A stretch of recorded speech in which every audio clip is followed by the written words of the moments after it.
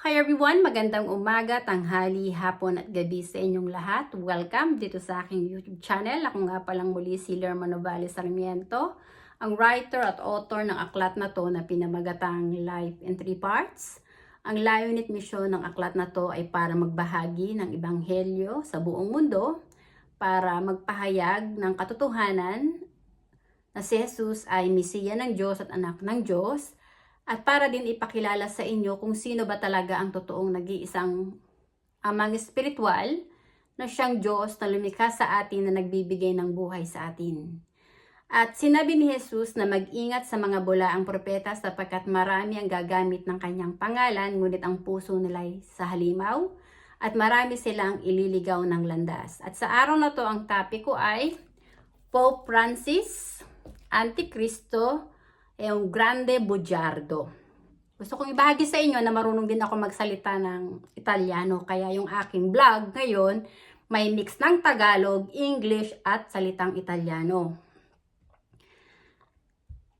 Gusto kong ibahagi sa inyo ang katotohanan sa mga aral ni Jesus na templo ng Espiritu Santo ang katawan ng tao. At tayong mga tao ay hindi mabubuhay kung wala ang presensya ng Espiritu ng Panginoon.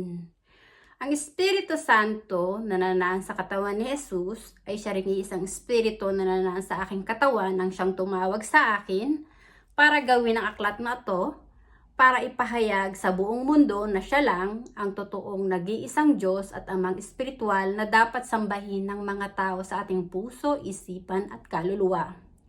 Na siyang amang espiritual ng ating kaluluwa para maging kaisa tayo ni Jesus sa totoong iglesia ng Diyos, na maging anak ng Diyos, na ang kinikilala lang na amang espiritual at Diyos na nagbibigay ng buhay sa ating mga tao ay tanging ang Espiritu Santo na nananahan sa ating katawan.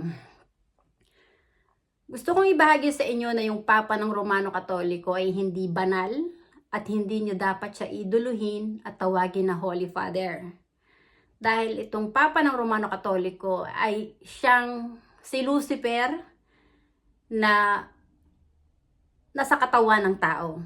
Ang puso ng Papa ng Romano Katoliko ay hindi katulad ng puso ni Jesus. Ang puso ng Papa ng Romano Katoliko ay nasa panig ng demonyong si Satanas na nagmamataas at nagmamayabang sa banal na spirito. Hindi naunawa ng Papa ng Romano Katoliko na maging yung kanyang katawan ay sagradong tahanan ng Espiritu Santo. At ang Espiritu Santo ay siyang Diyos na lumikha sa kanya na may pag-aari ng kanyang katawan at kaluluwa. Walang sino mang tao na nakahihigit sa banal na spirito at walang sino mang tao ang makapanlilin lang sa Espiritu Santo na siyang Diyos na may pag-aari ng katawan at kaluluwa ng bawat tao. Sinabi ng Papa ng Romano Katoliko, kasi napanood ko rin yung video ng Judas na Papa na sinabi niya na si Jesus daw, sa salitang Italiano sinabi niya na si Jesus ay non è spirito e un uomo. Ibig sabihin ng Papa ng Romano Katoliko na si Pope Francis na yan, na si Jesus daw ay hindi spirito kundi tao lang. Ang hindi naunawaan ng hangal ng bulaang propeta yang si Pope Francis, si Jesus ay spirito, ngay pinanganak sa spirito ng Espiritu Santo. At bago pa man isilang si Jesus sa sinapupunan ni Birheng Maria, sinugo muna ng banal na spirito ng Espiritu Santo ang kanyang anghel na si Gabriel na pumunta kay Birheng Maria para sabihin na si Maria ay magdadalang tao. Dahil alam ni Maria na siya'y malinis na babae at birhen, sinabi niya sa anghel paano mangyayari yun gayong birhen nga si Maria. Dahil alam ni Maria sa puso't isipan niya na hindi siya nakipag-isang katawan sa sino mang lalaki. So alam ni Maria na birhen siya. Pero sinabi ng anghel na si Gabriel kay Birheng Maria na darating ang banal na spirito, ang Espiritu Santo, at magdadalang tao ka sa pamamagitan ng banal na spirito. At si Jesus ay nabuo sa sinapupunan ni Birheng Maria sa pamamagitan ng Espiritu Santo. Ang Espiritu Santo ang siyang bumuo sa sinapupunan ni Birheng Maria kung kaya si Jesus ay nagkatawang tao. So sa una pa man, si Jesus ay espiritu. Hindi siya tao. Nagkatawang tao lang siya para siya maging liwanag dito sa mundo, para pagkasunduin ni Jesus ang mga tao na naliligaw ng landas na magbalik loob sa banal na spirito para malinis ang kanilang kaluluwa na huwag mamatay gawa ng kasalanan. Dahil ang kasalanan na walang kapatawaran ay kapag nilapastangan mo ang Espiritu Santo. Itong Papa ng Romano Katoliko, yung si Pope Francis, hindi niya alam na ang Ama ni Jesus ay ang banal na spirito na nasa katawan ni Jesus. At hindi rin alam ng hunghang na yan ng Papa ng Romano Katoliko na ang katawan niya ay templo rin ng Espiritu Santo at ang may hawak ng buhay ng Papa ng Romano Katoliko ay mismo ang banal na spirito rin ng Espiritu Santo. Talaga sinasabi ko sa inyo, sa oras na bawiin na ng Espiritu Santo ang kaluluwa sa katawan ng Papa na yan, na si Pope Francis, matotoda siyang yung Papa ng Romano Katoliko. At yung kanyang kaluluwa, honestly, hindi yan makakapasok sa langit. Dahil hindi niya itinuro ang katotohanan ng Espiritu Santo lang ang siyang dapat sambahin, kilalanin at ibigin. Nang higit sa lahat na siyang totoong nag-iisang Diyos at Amang Espiritual para maging kaisa ka ni Jesus. Ang kaluluwa ng tao na hindi pinanganak sa Espiritu, hindi yan makakapasok sa langit. Dahil hindi yan kikilalanin ng Espiritu Santo na anak niya. Ang tao na ipinanganak lang sa laman, dito yung nagmula sa mundo. Hindi niya alam na kaya siya umiiral dito sa mundo ay dahil sa presensya ng Espiritu Santo na nasa kanyang katawan. Honestly, ang nagpapako at nagpapatay kay Jesus sa krus ay mga pari. Talaga sinasabi ko sa inyo, walang mga pari na nakakapasok ang kaluluwa nila sa kaharian ng Diyos sa langit. Dahil alam ng Espiritu Santo na yung mga pari ang siyang nagpapakot, nagpapatay sa kanyang bugtong na anak na sinugo niya na si Jesus sa krus. So mga pare, hindi sila mga banal. Sila yung mga antikristo na lumalapastangan sa banal na spirito. Yung katawan ni Jesus, templo yun ng Espiritu Santo, na winasak, sinira, pinarusahan, pinahirapan nila si Jesus. Pero hindi nila naunawaan na ang nagbibigay ng buhay kay Jesus ay ang Espiritu Santo na siyang Diyos Ama na nagsugo kay Jesus. Si Jesus ay Mesiya ng banal na Espiritu na winalanghiya ng mga pari. Na pinapako nila at pinapatay nila si Jesus para lumisan dito sa mundo. Pero hindi nalalaman ng mga pari, ang buhay nila ay may simula at katapusan din dahil ang may hawak ng buhay nila ay ang banal na spirito na siyang Diyos Ama na nagsugo kay Jesus. So yung mga pare, honestly, wala kayong puwang sa langit dahil kayo'y mga antikristo. Yang mga pare, honestly, ang sinasamba nila na kanilang Diyos, mga rebolto, santo-santuhan, Diyos-Diyosan. Kung babasahin mo ang Biblia, wala si Jesus na itinuro na magrosaryo ka, na sumamba ka sa rebolto, santo-santuhan at Diyos-Diyosan. Honestly, pinagbabawal yan ng Diyos. Nakasulat yan sa Biblia. Na pinagbabawal ng Diyos na huwag kang gagawa ng idolo, na mga inukit sa kamay, sa kahoy o sa bato, na inukit lang ng kamay ng tao, at siyang sasambahin sa iyong lupain. Honestly, itong huling sinabi ng Papa ng Romano Katoliko na lahat daw ng relihiyon ay patungo sa daan papunta sa Diyos. Pero hindi nalalaman ng Judas na to. Gusto ko lang liwanagin dito sa Papa ng Romano Katoliko na sinungaling na ang lupang hinirang ng Diyos ay ang bansang Maharlika na siyang sinakop ng Judas na hari ng Espanya na si Philip II na siyang protektor ng relihiyon ng Romano Katoliko. Ang totoong pangalan ng bansa natin, honestly, ay Maharlika at hindi Pilipinas. Naging Pilipinas yan dahil sinakop tayo ng Judas na hari ng Espanya na si Philip II na siyang protektor ng relihiyon ng Romano Katoliko. Ang relihiyong Romano Katoliko na dinala ni Ferdinand Magellan, kasi si Ferdinand Magellan ay isang utusan ng hari ng Espanya, ang nagdala ng relihiyon ng Romano Katoliko at ng rebolto ng Santo Niño. Wala silang idinulot na kabutihan sa ating bansa, kundi sinikil nila ang kalayaan at kapayapaan sa ating bansa.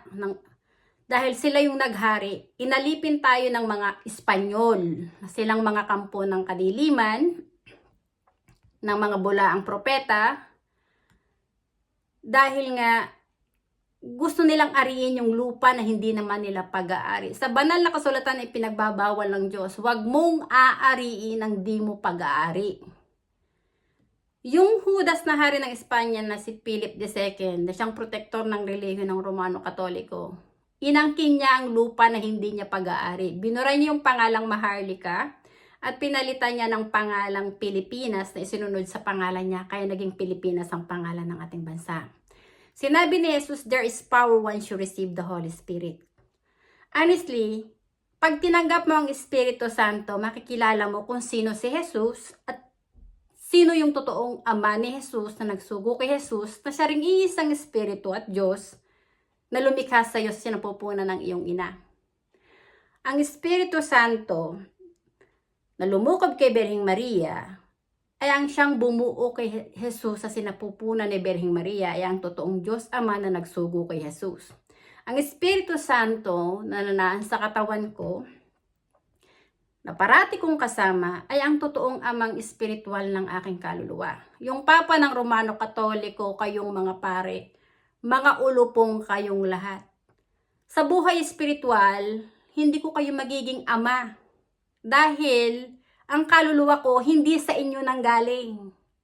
Ang kaluluwa ko ay ipinanganak yon sa Espiritu ng Espiritu Santo. Ang aking kaluluwa ay kapatid ni Jesus sa Espiritu dahil ang Espiritu Santo na nagbibigay ng buhay kay Jesus ay siya ring Espiritu na nagbibigay ng buhay sa akin ay ang totoong Diyos Ama na nagsugo kay Jesus.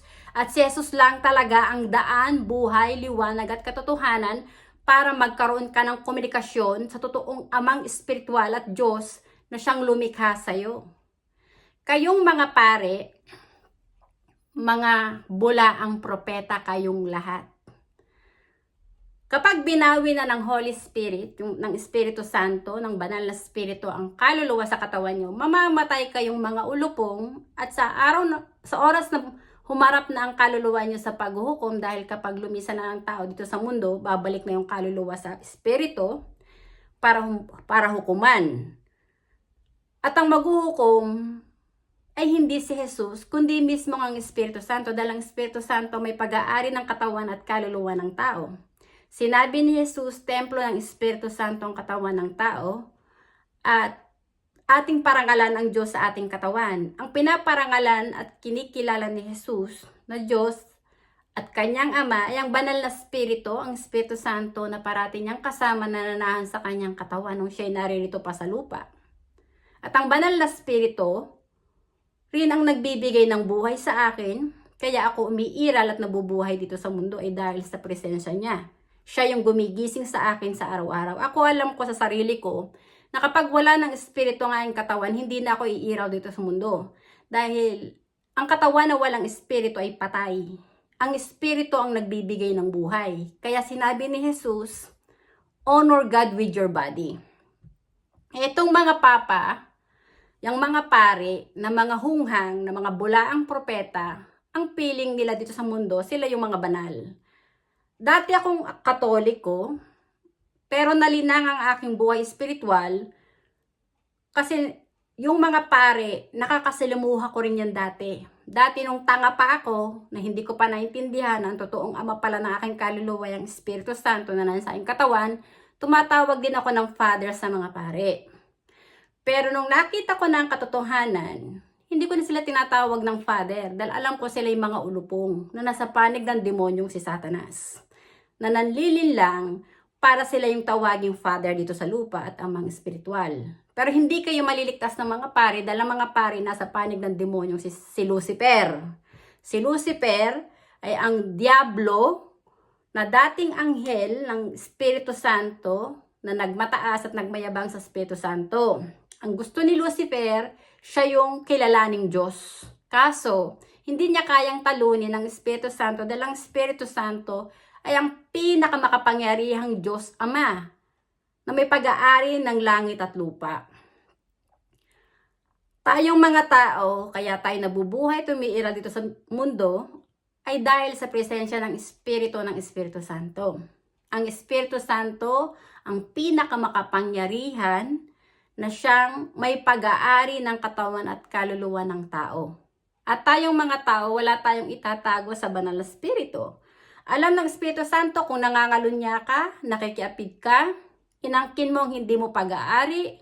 Alam ng Espiritu Santo kung may pinatay ka. Dahil uhaw ka sa tawag ng kamunduhan at kalaswaan. Maraming mga pare, honestly, lumalabas ang inyong baho, umaalingasaw ang baho nyo, yung mga gawa nyo. Marami kayong mga minomolestya na mga inosenteng tao, bata, kababaihan, nire-rape ninyo. At dyan sa simbahan mismo ng Katoliko, sa kumbento ninyo, maraming mga madre ang nagpapatotoo na nagpapalabas ng documentary patungkol sa sarili nila, na mismo yung mga pare ang nanghahalay sa kanila. Bawat katawan ng tao ay sagradong tahanan ng Espiritu Santo at ang halayin mo ang katawan at kaluluwa ng iyong kapwa, wala yang kapatawaran sa Espiritu Santo na nanahan sa katawan ng iyong kapwa. Mamamatay ka. At yung mga pare din na nangahas mangaral ng salita ng Diyos, na hindi nila tinanggap ang banal na Espiritu, ang Espiritu Santo, at hindi rin kayo pinahintulutan ng Espiritu Santo na mangaral ng salita ng Diyos, hindi kayo binigyan ng Espiritu Santo ng otoridad para magsalita patungkol sa Kanya at magbahagi ng Ebanghelyo sa buong mundo, mamamatay kayo. Dahil wala yung kapatawaran sa Espiritu Santo. Ang mga haskang mangaral ng salita ng Diyos na hindi mo tinanggap ang Espiritu Santo ang iyong Diyos at hindi ka rin pinahintulutan ng Espiritu Santo ay kalapastanganan niya at kawalang paggalang sa banal na Espiritu. Dahil nangahaskang mangaral ng salita ng Diyos na hindi mo naman pala nakikilala kung sino yung Diyos na lumikha sa iyo na nagbibigay ng buhay sa iyo. So, ang naging mission mo, manlinlang ng tao. Honestly, ang relihiyong Romano-Katoliko na dinala ni Ferdinand Magellan ay kulto ni Satanas, kulto ng demonyo. At yung Papa ng Romano-Katoliko, yan yung si Lucifer dito sa mundo, na iniidolo ng maraming tao, ng mga pare, na kanilang Holy Father. Pero yung Papa ng Romano-Katoliko, hindi yun holy, demonyo yun, na nagmamataas at nagmamayabang sa banal na Espiritu na siyang totoong Ama ni Jesus, na nagbibigay ng buhay sa ating mga tao. Narito na tayo sa huling panahon. Quel Papa dal Romano Cattolico è un grande bugiardo che non capisce niente, non capisce nulla, che tutti i corpo di umani il templo del Dio e il Spirito Santo che ti danno la vita, che ci tenga pure la vita di tutti umani in questo mondo. Yung Papa ng Romano Katoliko, honestly, wala siyang pagkaunawa ng may pag-aari ng katawan at kaluluwa ng buong sangkatauhan ay ang Espiritu Santo lang. Dahil templo ng Espiritu Santo ang katawan ng bawat tao. Yung Papa ng Romano Katoliko ay isang istronso, bugiardo, bruto coglione, na ang iniisip lang ng Papa, idolohin yung kanyang sarili na siya yung tawaging Holy Father dito sa lupa. Pero hindi nalalaman ng hunghang, ng Judas, nang may pag-aari ng kanyang buhay ay ang banal na Espiritu, ang Espiritu Santo. Ay ang Diyos na lumikha sa kanya ay hindi niya kayang linlangin dahil ang Espiritu Santo, ang banal na Espiritu, ang nagbibigay ng buhay sa sarili niya. Sa oras na bawiin na ng Espiritu Santo ang kaluluwa sa katawan ng Papa, mamamatay ang Papa, lilisan dito sa mundo at ang kanyang kaluluwa, hindi yan makakapasok sa langit. Dahil isa siyang bula ang propeta, Antikristo, na nangahas mangaral ng salita ng Diyos na hindi naman niya tinanggap ang banal na Espiritu at hindi rin niya kinilala ang Espiritu Santo sa puso niya na siyang Diyos na may pag-aari ng buhay niya. ang Papa ng Romano Katoliko na si Pope Francis ay isang demonyo na bulaang propeta, Antikristo na nanlilinlang sa inyo para siya yung kilalanin yung Holy Father dito sa lupa. At hinihikayat kayo ng Judas, ng demonyo, na huwag kayong sumamba sa Espiritu Santo, kundi doon kayo sumamba sa mga ribolto, santo-santon at Diyos-Diyosan. Quel Signore Francesco, il Papa del Romano Cattolico, non è un servant del Dio. Lui è un diavolo che fa finta che lui è servant del Dio. Però il suo Dio non è Spirito Santo, è il Dio del quel stronzo è Lucifero, che sia il diavolo che fa finta che lui è il Dio. Sinasabi ko sa inyo na yung Papa ng Romano Katoliko, ang Diyos noon ay hindi ang banal na spirito, hindi ang Espiritu Santo, kundi ang demonyong si Lucifer, na siyang diablo, na siyang demonyo, na nagmamataas at nagmamayabang sa banal na spirito. Hihikayatin kayo ng Papa ng Romano Katoliko at ng diablo na doon kayo sumamba sa mga ribolto, santo-santo at Diyos-Diyosan.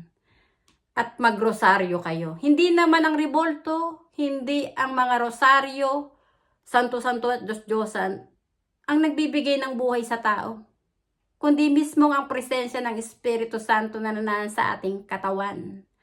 Ang Espiritu Santo lang ang siyang itinaas ko dito sa aklat na to, na nag-iisang Diyos na makapangyarihan, amang espiritual na siyang nagsugo kay Jesus, na siyang ama ni Jesus, na may pag-aari ng katawan at kaluluwa nating mga tao. Kaya hinihikayat ni Jesus ang mga tao na mag-repent, tumalikod sa paggawa ng masama, at magbaliklod sa Espiritu Santo para patawarin ng Espiritu Santo ang kasalanan ng tao. At nang sa gayon, kung lumisan man ang tao dito sa mundo, kung siya ay nagsisina at nagbaliklod sa Espiritu Santo, nilinis niya yung kanyang katawan na maging muling sagradong tahanan ng Diyos, hindi niya bababuyin sa mga kalaswaan at kamunduhan, patatawarin ng banal na spirito at maliligtas ang kaluluwa ng tao. Pero kung ang mga tulad ng mga pare ng Papa ng Romano Katoliko na itinataas nila ang sarili nila na silang tawaging Father dito sa lupa, yung mga demonyo na yon, hindi yun maliligtas ang kaluluwa nila dahil hindi naman sila mga banal. Ang nag-iisang banal ay ang banal na spirito lang, ang Espiritu Santo lang ang banal. Ay ang Diyos na may pag-aari ng katawan at kaluluwa nating mga tao na siyang dapat nating kilalanin sa ating puso, isipan, na siyang amang espiritual ng ating kaluluwa. Hindi ang mga pare na silang mga nakasuot na puti, na akala may mga tupa, pero putang ina, mga demonyo lahat sila, na lumalapastangan sa Espiritu Santo. Hindi nila kinikilala ang Espiritu Santo, ang Diyos na lumikha sa kanila. Bagkus iniidolo nila yung kanilang Papa ng Romano Katoliko, ang kanilang Holy Father. Narito na tayo sa huling panahon. Ang labanan dito sa mundo, hindi laban sa laman at dugo, kundi laban sa mga espiritong masasama na silang mga kampo ng kadiliman. Honestly, yung sinasabi ng Papa ng Romano Katoliko na all religion will lead to the path of God, kasinungalingan yun.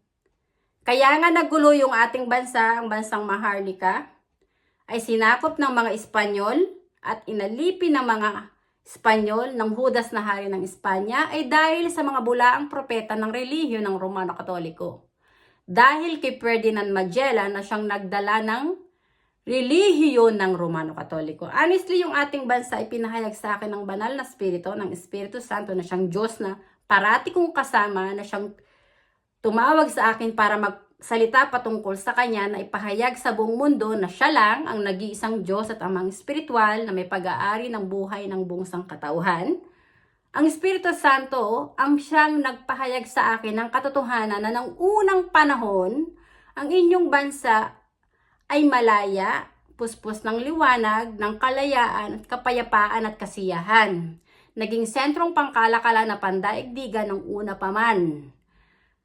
At dahil nga naging tanyag, maraming mga taga-iba't ibang bansa ang pumupunta noon sa ating bansa para makipagpalit kalakal at barter ang tawag sa pakikipagpalit kalakal. Ipinahayag sa akin ng banal na spirito na ang ating lupa ang siyang lupang hinirang ng banal na spirito ng Espiritu Santo.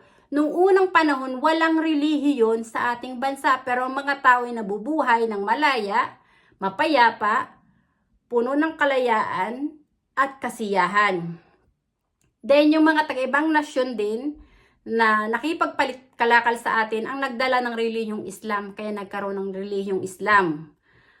At dahil sa relihiyong Islam na dinala ng mga taga-ibang nasyon, tapos napadpad tong Judas din na si Ferdinand Magellan, nagulo ang ating bansa.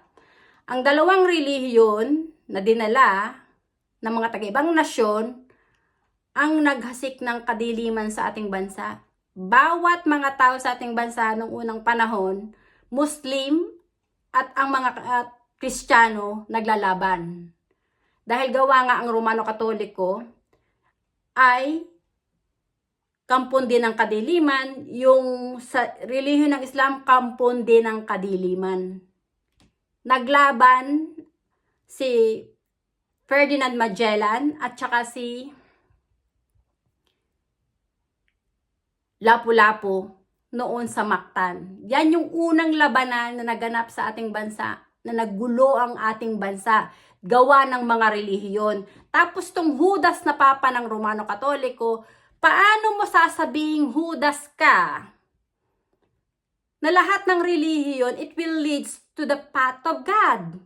Kung ang gawa ng relihiyon na dinala ng mga taon nakipagpalit kalakal noon sa aming bansa, at yang si Judas na si Ferdinand Magellan na nagdala ng relihiyong Romano Katoliko, nagulo ang aming bansa. Ikaw na papa ka ng Romano Katoliko, Francesco, senti ascolta bene. Tu sei proprio un grande stronzo e bugiardo che fai finta che tu sei grande dal Spirito Santo. Che tu, Dio, è il Dio che ti danno la vita. Però tu non capisci niente, incavolo, che il tuo corpo è il templo del Spirito Santo e il Spirito Santo è il Dio onnipotente che ti danno la vita. È il Padre di Gesù Cristo. Tu sei un grande stronzo, bugiardo, e togliti gli abiti. El Signore, el Padre di Gesù e il Spirito Santo che sia nel corpo del Gesù. Ang Ama ni Jesus na nagbigay ng buhay kay Jesus ay ang Espiritu Santo na parating kasama ni Jesus. Hindi kang Judas ka. Tao ka lang. Ikaw ang tao lang. Hindi ka espiritu. Dahil dito ka nagmula lang sa lupa. Hindi ipinanganak ang kaluluwa mo sa espiritu, kaya hindi ka espiritu pa. Na naging kaisa ni Jesus. Si Jesus ay espiritu. At si Jesus ay nagkatawang tao lang. Sa katawan ni Birheng Maria. Si Jesus ay Diyos dahil espiritu siya. At ang kanyang ama ay ang banal na espiritu, ang Espiritu Santo na lumukob kay Birheng Maria. Kaya hindi mo pwedeng sabihin hunghang ka, ikaw Francesco, na si Jesus ay hindi espiritu, kundi tao lang. Si Jesus ay espiritu. Ako mismo magsasabi sa iyo ng katotohanan na si Jesus ay espiritu na nagkatawang tao lang.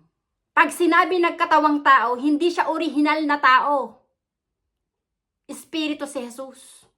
Na pinanganak sa espiritu ng Espiritu Santo. Kaya si Jesus ay Diyos. At ang Espiritu Santo na nasa katawan ni Jesus, na siya ring nananaan sa katawan ng buong sangkatauhan, ay ang totoong nag-iisang Diyos at Holy Father. Hindi ikaw Francesco, na isang sinungaling, anak ka ng demonyong si Satanas na sinungaling. Judas ka, bilang ng araw mong hayop ka. Kayong mga pare, tanggalin yung mga abiton yung mga Judas kayo. Hindi kayo sasantuhin ng Espiritu Santo na siyang Diyos na may pag-aari ng inyong katawan at kaluluwa. Sa oras sa tanggalin ng Espiritu Santo ang kaluluwa sa katawan niyo, putang ina ninyo, mamamatay kayong lahat. At ang kaluluwa nyo, itatapon niya ng Holy Spirit, ng Espiritu Santo sa impyerno. Doon kayo nararapat. Dahil kayo mga hudas, mga ulupong, mga bulaang propeta na nanliling lang ng kapwa nyo para lapastanganin nyo ang Espiritu Santo at iduluhin na kayo yung amang espiritual. Paano kayo naging amang espiritual na putang ina ninyo?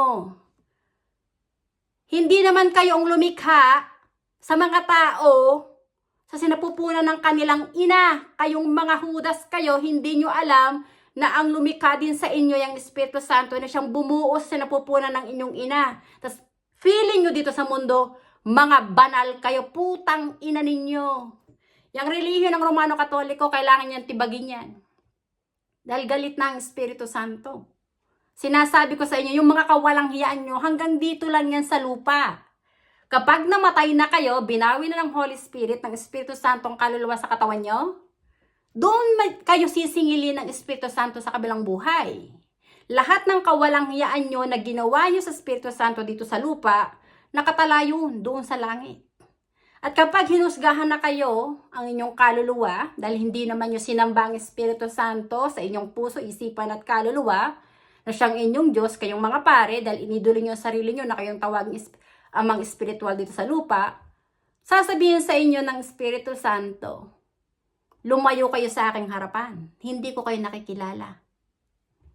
Dahil ang mga ginawa ninyo ay naaayon sa kagustuhan ng diablong si Satanas. Hindi kayo naging kaisa ni Jesus, ng Espiritu Santo lang ang sinasamba at ipinapakilala na siyang amang espiritual na nasa katawan ng tao.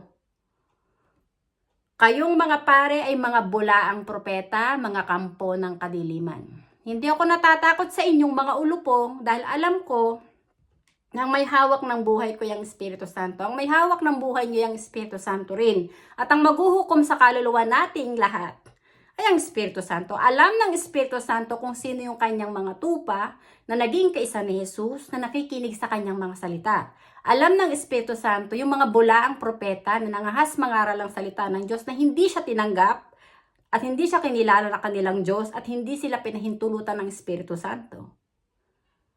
Mamamatay ang sino mang mangahas mangaral ng salita ng Diyos na hindi nila tinanggap ang Espiritu Santo sa puso nila na siyang kanilang Diyos. Mamamatay ang sino mang mangahas mangaral ng salita ng Diyos na hindi pinahintulutan ng Espiritu Santo. Si Jesus ay Mesiya ng Espiritu Santo na nagkatawang tao lamang sa katawan ni Birheng Maria. Ito yung ebanghelyo ng Diyos. Bawat katawan ng tao ay templo ng Espiritu Santo at ang Espiritu Santo ay ang siyang Diyos na hindi natin nakikita ng mata, ang Diyos na makapangyarihan, na may pag-aari ng katawan at kaluluwa ng tao, ay siya rin may pag-aari ng langit at lupa. Ay ang siyang babalik dito sa mundo para bawiin yung buhay na ipinahiram sa mga tao. Ang ating kaluluwa, buhay yan, espiritu yan, na tinanggap natin sa banal na espiritu. At ang ating kaluluwa ang siyang aalis sa ating katawan kaya tayo mamamatay at lilisan dito sa mundo. At ang ating kaluluwa rin ang siyang haharap sa Espiritu Santo para humarap sa paghuhukom. At walang sino mang tao ang makapanlilin lang sa Espiritu Santo dahil bawat katawan nating mga tao ay templo niya. Lahat ng ginagawa ng tao dito sa mundo, alam yan ng Espiritu Santo. Dahil siya lang yung Espiritu na may pag-aari ng buong sanlibutan. Walang bula ang propeta ang may kakayahang lumikha ng sarili niyang katawan at kaluluwa. Lahat ng tao, ang buhay natin ay hiram lang natin sa Espiritu Santo. Ang Espiritu Santo lang, ang nag-iisang Diyos, ang mga espiritual, na pinahayag ko dito sa aklat na to. Ay ang siyang totoong ama ni Jesus. Sinabi nga ni Jesus, kung nakikilala niyo ako, ay kilala niyo na rin ang ama. At ngayon nga, ay nakita at kilala niyo na siya. Ang katawan ni Jesus, templo ng Espiritu Santo. Sinabi ni Jesus, ng aking mga salita at mga aral ay hindi nagmula sa akin, kundi sa amang nasa akin. Ang mga kasalita ni Jesus, nanggaling yun sa Espiritu Santo. Si Jesus ay Mesiya ng Espiritu Santo, tagapagsalita ng Espiritu Santo. Dahil kay Jesus, sa mga aral at salita niya, tinanggap ko ang Espiritu Santo at ang Espiritu Santo ang nagbibigay ng buhay sa akin para magpahayag din ng katotohanan at ipahayag sa buong mundo. Ng Espiritu Santo lang ang nag-iisang amang espiritual at Diyos na may pag-aari ng buhay ng buong sangkatauhan. Hindi ako natatakot sa mga bulaang propeta dito sa mundo katulad ni Jesus. Hindi siya natakot sa mga pare nung siya'y pinarusahan, pinapako sa krus, dahil alam ni Jesus na ang kanyang kaharian ay wala dito sa lupa kundi nasa langit. Alam ni Jesus na ang kanyang kaluluwa, hindi yan mananahan ng forever sa kanyang katawan. Dahil ang kanyang kaluluwa, doon yung nagmula sa Espiritu ng Espiritu Santo. Doon yung nanggaling. Dahil ipinanganak yun sa Espiritu ng Espiritu Santo. At ang Espiritu Santo ay ang Diyos Ama na nasa langit, na siyang nagsugo kay Jesus. Si Jesus ay Mesiya, bugtong na anak ng Espiritu Santo. Ang Papa ng Romano Katoliko ay si Lucifer na narito sa lupa, na nahan sa katawan ng Papa ng Romano Katoliko na nagmamataas at nagmamayabang sa Espiritu Santo na iniidolo ang sarili niya na siyang Holy Father. Ay hindi kayo matutulungan ng inyong kaluluwa ay makapasok sa kaharian ng Diyos because siya yung manghihikayat sa inyo na sumamba kayo sa mga rebolto, santo-santuhan, Diyos-Diyosan, iduluhin siya na siyang Holy Father, pero hindi niya kayo masasalba. Ang Holy Spirit na nasa katawan nyo, ang siyang magsasalba rin sa inyong kaluluwa para maging kaysa kayo ni Jesus sa totoong iglesia ng Diyos. Dahil ang Ama ni Jesus ay ang Espiritu Santo na lumukog kay Birheng Maria, ay ang Espiritu Santo rin na nasa katawan ng bawat tao, ay ang siyang totoong amang espiritual at Diyos na nagsugo kay Jesus, na siyang pinaglilingkuran ni Jesus, na siya ring pinaglilingkuran ko. Alam ko na ang buhay ko dito sa mundo ay may simula at katapusan dahil ang aking katawan ay templo ng Espiritu Santo. At ang Espiritu Santo na nasa aking katawan ay ang siyang Alpha at Omega. Na siya ring nanahan sa katawan ni Jesus ay ang Alpha at Omega na nagbigay ng buhay kay Jesus. At nung pinako si Jesus sa krus, sinabi niya noon nung siya nakapako sa krus, Ama, patawarin mo sila pagkat hindi nila nalalaman ang kanilang ginagawa. Pero sinabi ng Panginoon, ang sino mang sumira sa aking templo ay wawasakin ko rin. Alisli yung mga pare na nagpapakot nagpapatay kay Jesus sa krus, winasak nila yung templo ng Espiritu Santo. At pinatay nila yung kordero ng Espiritu Santo sa krus. Kaya wala yung kapatawaran sa Espiritu Santo. Kaya yung mga pare, mga antikristo kayong lahat. Mga bula ang propeta kayong lahat. Mga anak kayo ng demonyong si Satanas na nagmamataas at nagmamayabang sa Espiritu Santo. Kaya sinabi rin ni Tatay Digong na yung Diyos ng mga pare ay stupid at walang common sense. Dahil yung mga Judas, yung mga pare, mas pinoprotektahan ng mga demonyo ang mga kriminal. Kaysa sa yung mga inosenteng tao na siyang winawalang hiya. Ang mga pare, hindi sila mga banal. Sugo sila ng demonyong si Satanas para linlangin kayo. Maraming salamat sa inyong pakikinig at hanggang sa muli. Bye! Thank you!